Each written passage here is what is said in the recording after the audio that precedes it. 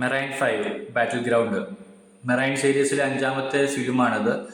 ഇത് എനിക്ക് തോന്നുന്നു ആദ്യത്തെ 2 ചെയ്തേക്കുന്നത് ജോൺ സീനയാണെന്ന് തോന്നുന്നു. ഇത് പ്രൊഡ്യൂസ് ചെയ്തേക്കുന്നത് WWE സ്റ്റുഡിയോസാണ്. റെസ്ലിംഗ് മാച്ച് ആ ടീംസിലുള്ളവർ തന്നെയാണ് ഇതിനകത്ത് അഭിനയിച്ചിട്ടുള്ളത്. ദ മിസ് എന്ന് പറഞ്ഞൊരു ഇതല്ലേ, അവനാണ് ഇപ്പോൾ ഇതിനകത്ത് നായകനായിട്ട് അഭിനയിച്ചിട്ടുള്ളത്. ഇത് കഥ എന്താണെന്ന് വെച്ച് കഴിഞ്ഞാൽ, ലോസ്റ്റ് ലീജൻ എന്ന് പറഞ്ഞൊരു മോട്ടോർ സൈക്കിൾ ഗ്യാങ് അതിൻ്റെ ഹെഡിനെ 2 പേര് ചെന്ന് കൊല്ലുക. അപ്പോൾ തിരിച്ച് അറ്റാക്കിൽ അവർ 2 പേരും, ഒരാൾ മരിക്കുകയും ചെയ്യുന്നുണ്ട്, ഒരാൾ മുറിവേൽക്കുകയും ചെയ്യുക. അപ്പോൾ അവർ പോകുന്നത് ഒരു അമ്യൂസ്മെന്റ് പാർക്കിന്റെ ഒരു അണ്ടർഗ്രൗണ്ടിലേക്കാണ്. അപ്പോൾ ഒരു മെഡിക്കിനായിട്ട് 2 പേരെ വിളിക്കുന്നുണ്ട്, ആംബുലൻസ്. അപ്പോൾ അവരിവിടെ ശുശ്രൂഷിച്ചുകൊണ്ടിരിക്കുമ്പോഴേക്കും ഈ ബൈക്കർ ഗ്യാങ് വന്നിട്ട് അറ്റാക്ക് ചെയ്യും.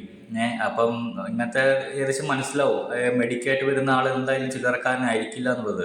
അപ്പോൾ അതിനകത്ത് സ്ഥിരം സിനിമയിലെ ഡയലോഗ് പോലെ പറയുന്നുണ്ട്, നിങ്ങൾ കോർക്കാൻ പോകുന്നത് ചില്ലറക്കാരനല്ല, അയാൾ ഒരു നേവി ഓഫീസറാണെന്ന് പറഞ്ഞ ആ സംഭവമൊക്കെ തന്നെ.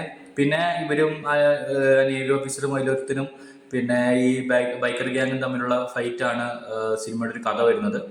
സിനിമ എന്താണെന്ന് വെച്ച് കഴിഞ്ഞാൽ, ഇപ്പോൾ ഈ സിനിമയുടെ ഒരു ഗുണം എന്താണെന്ന് വെച്ച് കഴിഞ്ഞാൽ, മൾട്ടി ടാസ്കിങ്ങിന് പറ്റിയ സാധനമാണ്. മീൻസ് നമ്മളിപ്പോൾ എന്തെങ്കിലും ഓഫീസ് വർക്കോ അല്ലെങ്കിൽ വേറെ എന്തെങ്കിലും വർക്ക് ചെയ്തുകൊണ്ടിരിക്കുവാണെങ്കിൽ ആ വർക്ക് മടുപ്പ് വരാതിരിക്കാൻ വേണ്ടിയിട്ട് അതിൻ്റെ ബാക്ക്ഗ്രൗണ്ടിൽ സിനിമ കണ്ടുകൊണ്ടിരുന്ന് കാണാം. അപ്പോൾ ആ വർക്കിൻ്റെ മടുപ്പ് അറിയത്തില്ല, സിനിമ കണ്ടു കഴിയുകയും ചെയ്യും.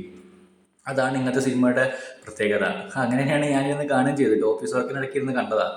പ്രത്യേകിച്ച് ഇൻട്രസ്റ്റിംഗ് ആയിട്ടൊന്നുമില്ല, നോർമൽ അങ്ങോട്ടും ഇങ്ങോട്ടുള്ള ഫൈറ്റും കാര്യങ്ങളും ഒക്കെ തന്നെ ഉള്ളൂ, പ്രത്യേകിച്ച് വേറെ ഒന്നുമില്ല.